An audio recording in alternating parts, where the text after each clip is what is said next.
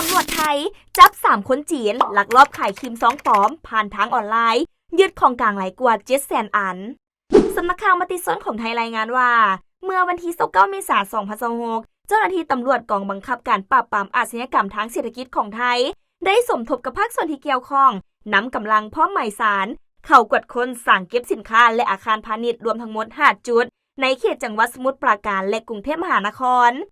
ผ่านการกวดค้นเจ้าหน้าที่สามารถยึดของกลางเป็นครีมกันแดดและเครื่องสำอางบำรุงผิวยี่ห้อดังที่ปลอมแปลงและเฮียนแบบเครื่องหมายการค้ารวมทั้ง2รายการจำนวนทั้งหมด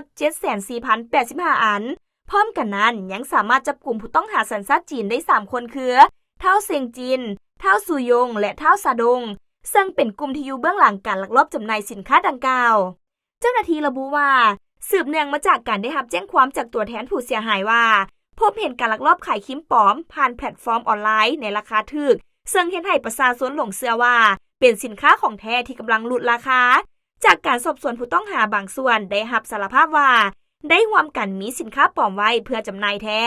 ปัจจุบันเจ้าหน้าที่ได้แจ้งข้อหาร่วมกันมีไว้เพื่อจำหน่ายซึ่งสินค้าที่มีเครื่องหมายการค้าปลอมและเรียนแบบเครื่องหมายการค้าของบุคคลอื่นที่ได้จดทะเบียนแล้วในราชอาณาจักรเพื่อดำเนินคดีตามระเบียบกฎหมายต่อไป